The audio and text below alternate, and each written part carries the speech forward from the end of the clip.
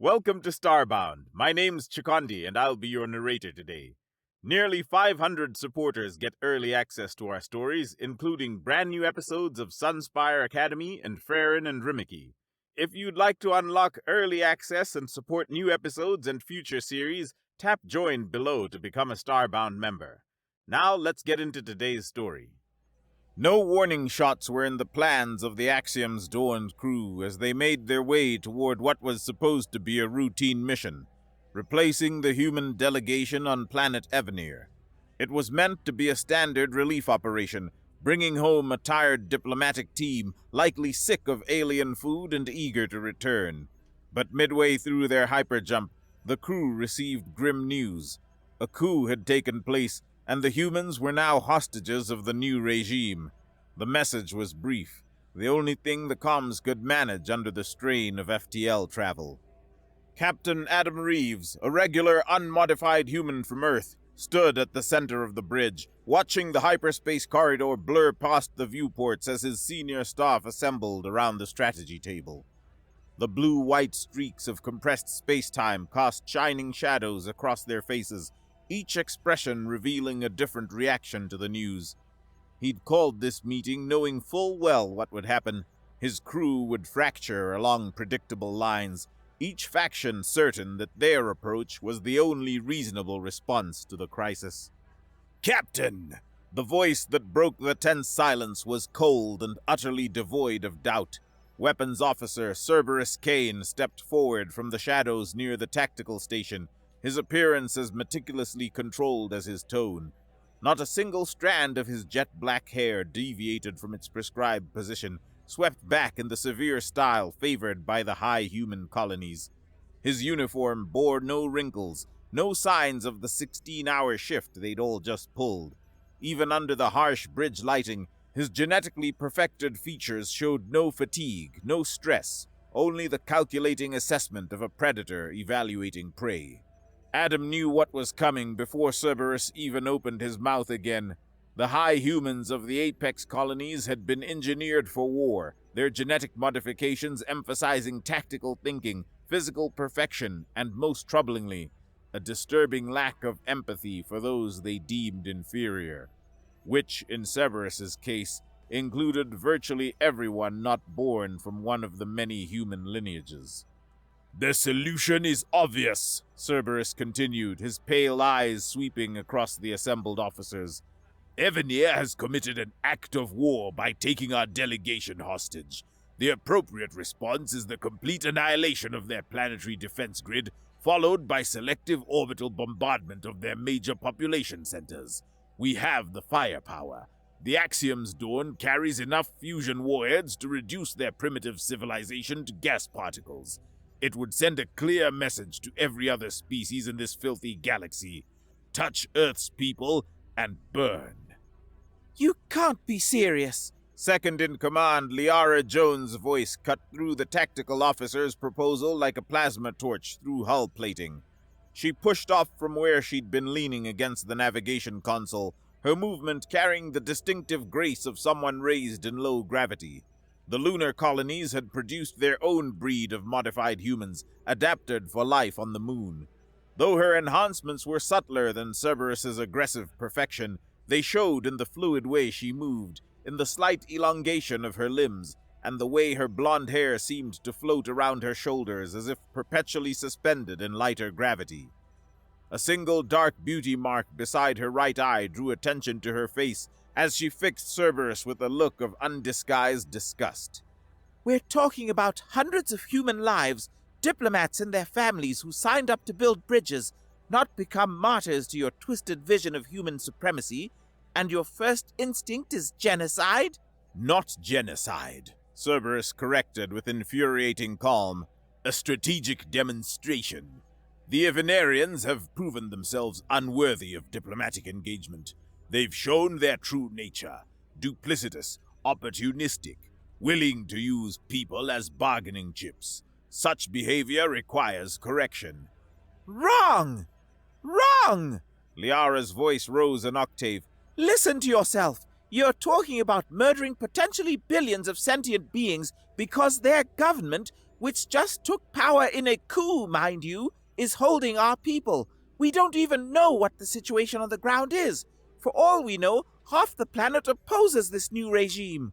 Irrelevant, Cerberus dismissed with a wave of his hand. They failed to maintain stable governance. They allowed extremists to take power. The consequences... The consequences should be diplomatic and focused on actually rescuing our people! Liara slammed her palm on the strategy table, causing the virtual display of Evanir to flicker. We go in weapons hot, start glassing cities, and what do you think happens to our delegation? They'll be dead before the first warhead detonates. Adam watched the exchange in silence, noting how the rest of the bridge crew began to gravitate toward one side or the other. This was always how it went. The fundamental divide between those who saw humanity's expansion into the galaxy as a conquest and those who viewed it as a community to be built. Navigator Vinny Agarwal was the first to formally pick a side, stepping up beside Lara. The young officer's dark eyes blazed with conviction as she faced down Cerberus. Commander Jones is right. We have treaties for hostage situations, and none of them involve planetary bombardment. We should focus on talking to them, determine the new government's demands, and negotiate. That's why we have a diplomatic corps in the first place.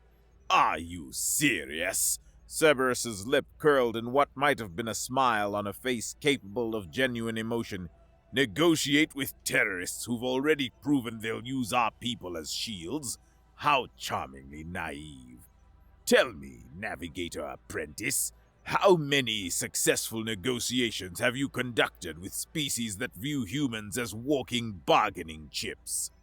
Before Vinny could respond, Chief Engineer Amy Okonkwo's voice rumbled from near the engineering station. Cerberus has a point.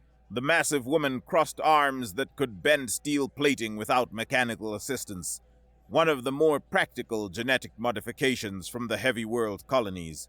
We've seen this pattern before. Show weakness in the face of aggression, and every 2-bit revolutionary in the galaxy starts thinking humans make good hostages.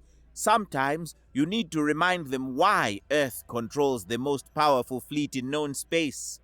Earth controls that fleet just because we use it judiciously, Communications Officer Marcos de la Cruz interjected, his usually cheerful demeanor replaced by grave concern.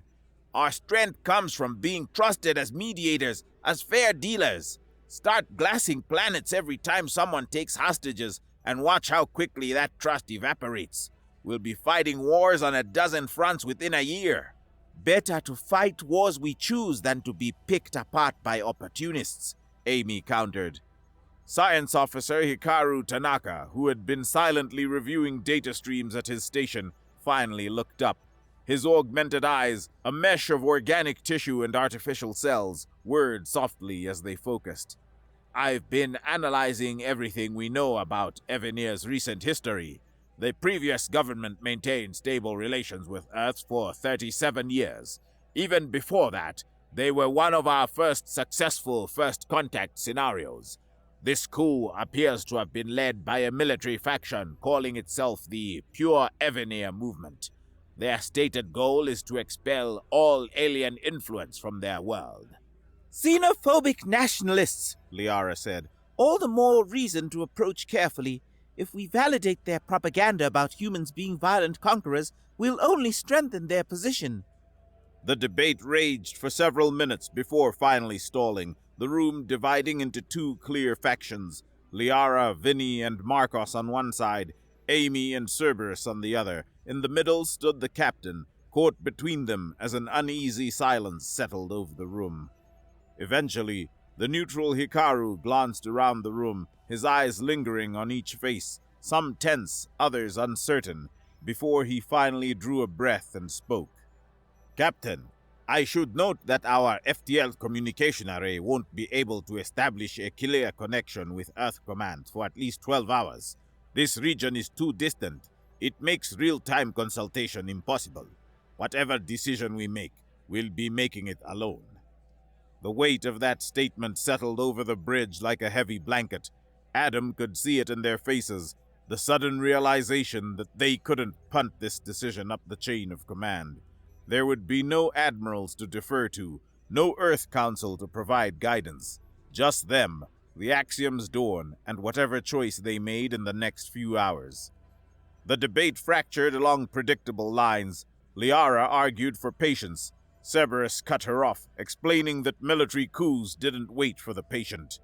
The air on the bridge grew thick with tension. Through the viewports, hyperspace continued its endless stream, each second bringing them closer to a decision. Adam stood still in the center of the bridge and watched the factions solidify. Cerberus, Amy, and surprisingly, two of the junior tactical officers had gravitated toward the aggressive response. Liara, Marcus, Vinny, and most of the science team stood firmly in the diplomatic camp. Hikaru remained somewhat neutral, feeding data to both sides without explicitly endorsing either approach. The captain himself remained silent, processing not just the arguments but the implications. The Axiom's Dawn was more than just a ship. It was a symbol of Earth's reach into the galaxy. Armed with weapons that could sterilize worlds but were rarely used, it embodied humanity's dual nature among the stars. Every decision made here would ripple outward, shaping how 100 species viewed humanity. Captain, one of the junior officers finally spoke up. With respect, we need your input. The situation on Evanir could be deteriorating while we debate. Shouldn't you say something? Adam held up a hand, silencing the young woman. He'd been waiting for this, for his crew to fully articulate their positions, to lay bare the fundamental tensions that ran through not just this ship, but all of human space. The divide between the conquerors and the diplomats, the warriors and the builders, those who saw alien species as threats to be managed, and those who saw them as neighbors to be embraced. The next mission, he finally spoke, his voice cutting through the brewing arguments. Has anyone considered our next mission? The question seemed to catch them off guard. Hikaru was the first to respond. The Agricultural Advisory Team to Cinere. They are currently in cryo-sleep in Cargo Bay 3. We are supposed to deliver them in 8 days. 8 days, Adam repeated, assuming we resolve this situation quickly. But if we go in weapons hot, start a war with Evanir, what will happen to our passengers? A valid concern, Cerberus admitted, though his tone suggested he found it largely irrelevant. But we can't worry about some frozen alien scientists when... The debate continued to swirl, but Adam's attention was elsewhere. The hyperspace corridor twisted around the Axiom's Dawn like a dying thing. Blue-white streams of compressed reality bent inward, colors that existed only between dimensions pulsing with violent intensity. Adam felt the translation coming in his bones, that subsonic thrum that meant they were about to punch back into normal space. Translation in 10, Hikaru announced. The streams collapsed. Reality snapped back like a rubber band, and suddenly Evanir filled their viewports. The planet was almost obscene in its beauty. Purple and gold clouds wrapped around jade-silver oceans, an atmosphere that seemed to glow with its own inner fire.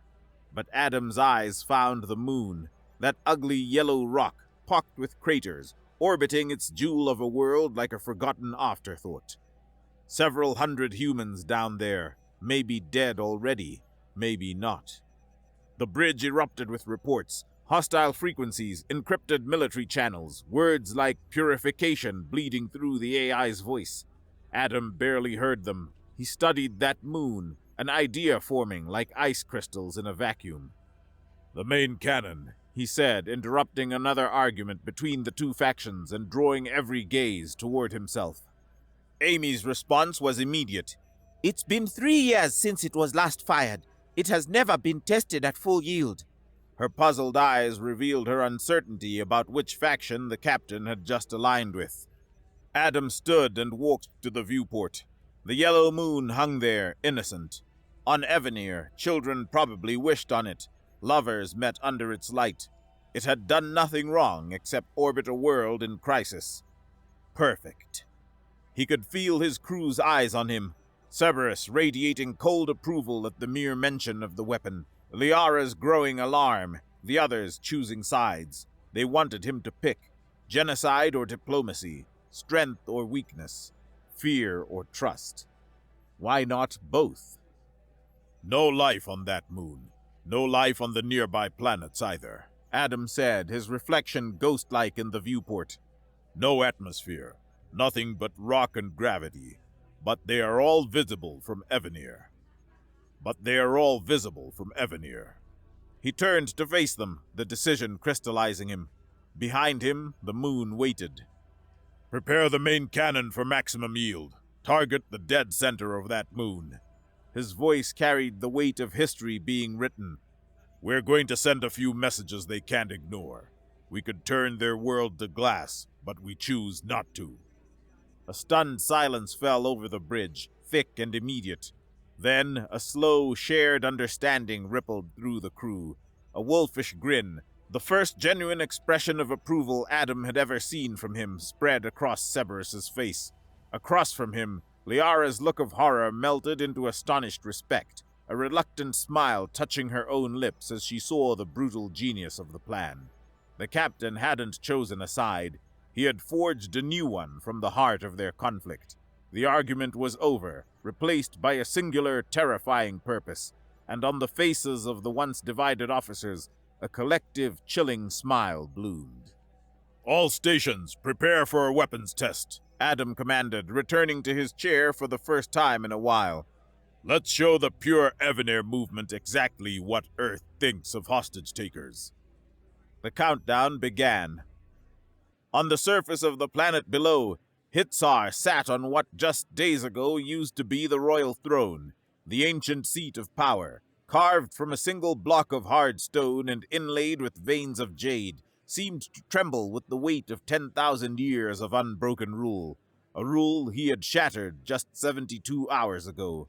His gray-skinned fingers traced the armrests where the old queen's hands had rested for decades, feeling the smooth depressions worn by generations of monarchs. The throne room itself was a perfect example of Evanir's ancient glory. Walls of stone so old they predated recorded history rose 40 meters to a vaulted ceiling, their surfaces studded with green gemstones of various sizes. The gems weren't merely decorative. Each one had been placed according to star charts from the founding of the First Dynasty, creating a map of the heavens as they had appeared to Evanir's earliest astronomers. Candles burned in silver sconces along the walls, their specially treated wicks releasing not just light, but a scent that triggered deep satisfaction in Evanirian olfactory receptors. The pure Evanir's movement's leadership had arranged themselves in a loose semicircle before the throne. Unlike the formality of the old court, they sat cross-legged on cushions stolen from the royal apartments, their weapons within easy reach. Along the far wall, 24 soldiers in mismatched armor kept their pulse rifles trained on a huddled group of off-world diplomats. The aliens stood with their various appendages raised in what passed for surrender across a dozen species.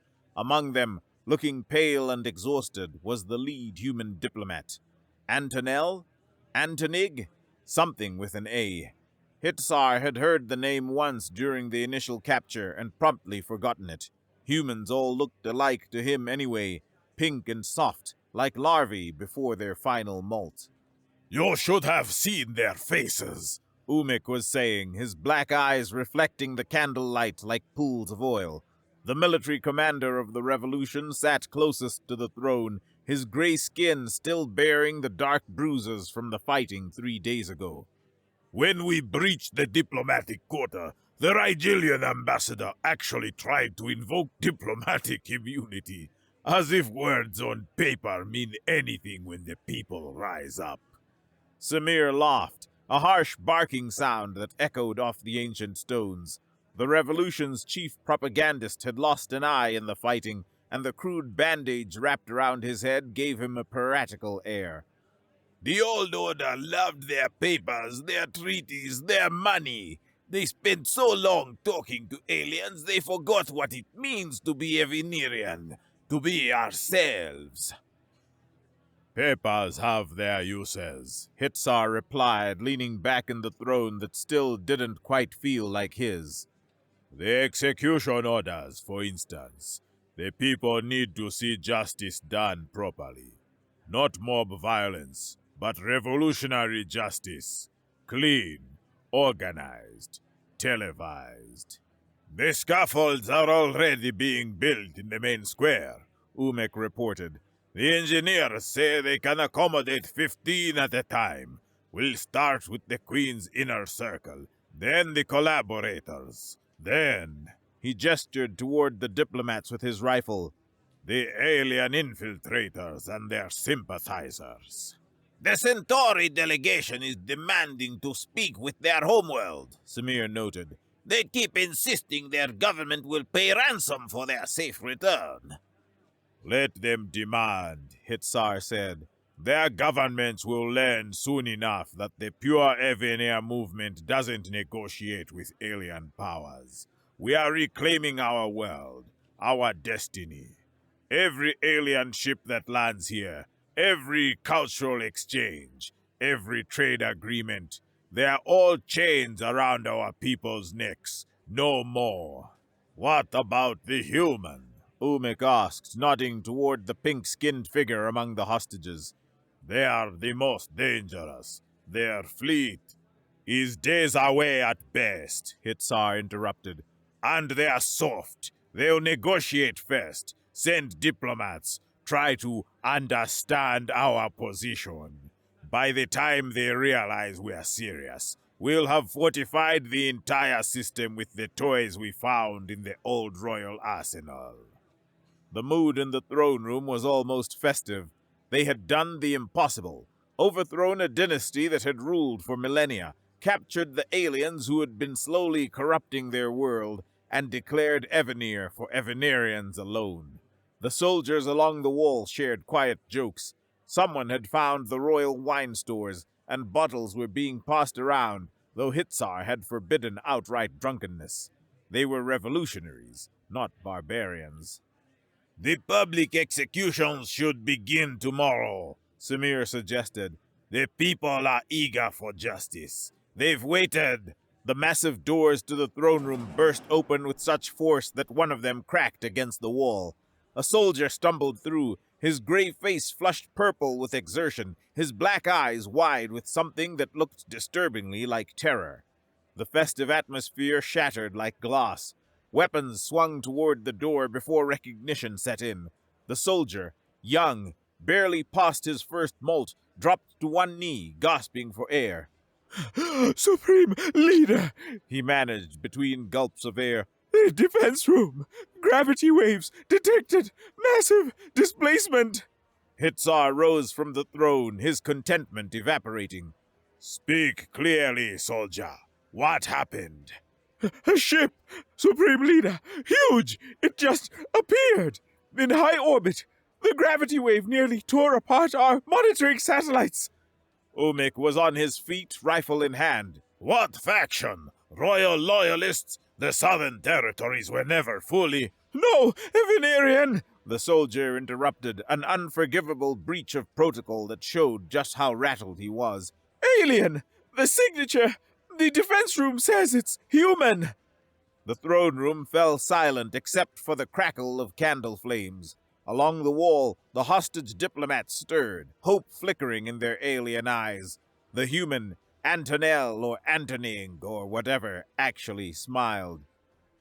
How? Samir asked. The nearest human fleet is in the Brinix system. Even at maximum burn, they couldn't. Hyperspace. Umek said quietly. They must have been closer than we thought. Or they've improved their FTL tech. Hitsar forced himself to remain calm, to project the strength his followers needed. One ship. They probably diverted a courier or a light cruiser that was nearby. Have they made demands? The soldier shook his head, sweat beading on his gray skin. No, Supreme Leader. No communications at all. The defense room tried to establish contact, but... He swallowed hard. Nothing. They're not responding to any frequencies. Typical human arrogance, Samir spat. They think silence will intimidate us. But Hitsar saw the fear creeping into his commanders' faces. A ship that large, appearing without warning, maintaining communications silence. It couldn't be good. How large? Hitsar asked quietly. The gravity displacement suggests. The soldier fumbled for words. Big! One ship, Umik said, but his voice lacked conviction. Even a battle cruiser. We have the planetary defense grid, the orbital platforms, and we have hostages from a dozen species, including their own people. They wouldn't dare. White light exploded through the windows. The ancient glass didn't shatter, but the light was wrong, all wrong. It was supposed to be night. Evanir's long rotation meant darkness would last another 6 hours, but this light was harsh, actinic, like someone had torn a piece of the sun and brought it down to the planet's surface. "Attack!" someone screamed. "The humans are attacking!" Soldiers scattered, diving for cover. The hostage diplomats dropped to the floor, covering their heads with whatever appendages they possessed. Hitsar found himself frozen on the throne, waiting for the explosion, the heat, the death that must surely follow such light. But nothing came. No explosion, no shockwave, no screaming alarms from the planetary defense grid. Just that terrible light, slowly fading but still bright enough to cast sharp shadows in the throne room. Hitsar was the first to move. He rushed to the nearest window, crunching across broken glass, his hands gripping the stone sill as he stared up at the night sky. The moon was wrong. Evanir's moon, that yellow disk that had watched over their world since before the first Evanirians crawled from the primordial seas, was broken. Half of it simply wasn't there anymore. The remaining half hung in space like a severed organ, its newly exposed face glowing white-hot from whatever force had cleaved it. Around it, a cloud of debris spread outward, massive chunks of rock the size of cities tumbling through space. "No," Umik breathed beside him. That's impossible." But it wasn't impossible. It was there, hanging in the sky like a promise of doom. The humans hadn't attacked the planet. No, they'd done something different. "The defense grid didn't detect weapons fire," Samir said, his voice hollow. "How could they? Without even—" "Supreme Leader!" Another soldier burst through the broken doors, then another, and another. The throne room began filling with panicked military personnel, all bearing the same impossible news. "The third planet, Irgus, it's gone! The observation posts report total fragmentation!" "The second one is breaking apart! The auto mining stations are transmitting mayday signals!" Hitsar stood at the window, watching the ruined moon as report after report crashed over him. The humans weren't attacking Evanir itself. They were destroying every other body in the system, turning planets and moons into rubble with weapons that the defense grid couldn't even detect until after they'd fired. "We have to get to the observation room," Umik said, grabbing Hitsar's arm. "We need to see what's happening. Coordinate a response." "Response?" Hitsar laughed, high and hysterical. "What response? They are destroying planets, Umik! Planets!" But he let himself be dragged from the throne room through corridors filled with panicking soldiers and bureaucrats. The palace complex was in chaos. Some were fleeing for the bunkers, others standing frozen in hallways, staring at the walls as if they could see through them to the carnage in space above. The observation room was in the palace's highest tower, a dome of reinforced transparent material that had once been the old queen's private observatory. Now it served as the pure Evanir movement's strategic command center. Banks of monitors lined the walls, each showing feeds from satellites, orbital platforms, and ground-based telescopes. Every screen showed devastation. Irgus, the system's third planet, was simply gone. Where a world had orbited for billions of years, there was now an expanding cloud of superheated rock and metal. The feed from Mining Station 1 showed the asteroids of the belt being pulverized. One moment a nickel-iron asteroid the size of a small city, the next an expanding cloud of vapor. The seventh planet, a gas giant that had once sheltered the system's outer colonies, was collapsing in on itself, its atmosphere boiling away into space. And through it all, the human ship sat somewhere around Evanir, silent and unmoving. "They're not even targeting us," someone whispered. "They're destroying everything else, showing us they can."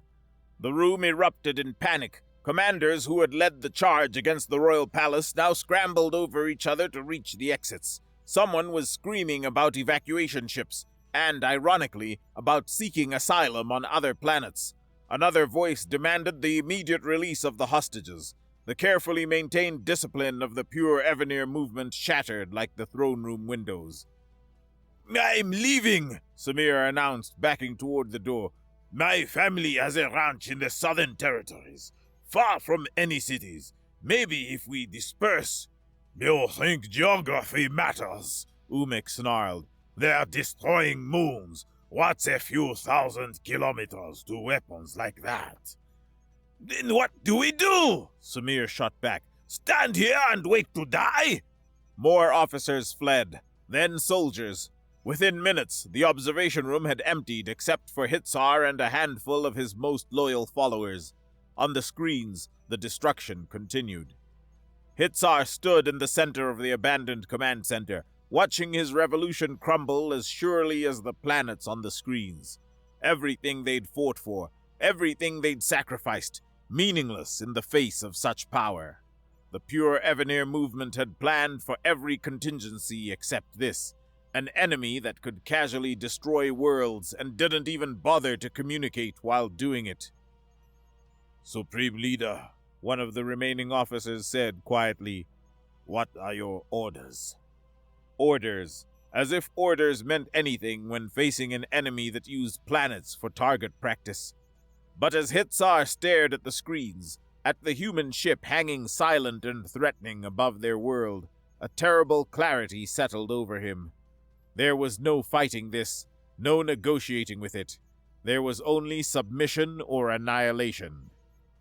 "Open a channel to the human ship," he said, his voice steady despite the fear clawing at his insides.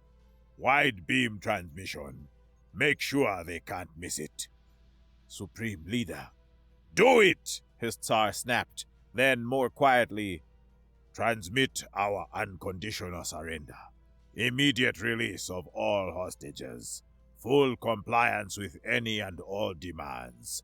Make it clear that the pure Evanir movement no longer exists. The revolution is over." The officer's gray fingers flew over the communication console. "Transmission sent, Supreme Leader. All frequencies." They waited. Then, without warning, the main screen flickered to life.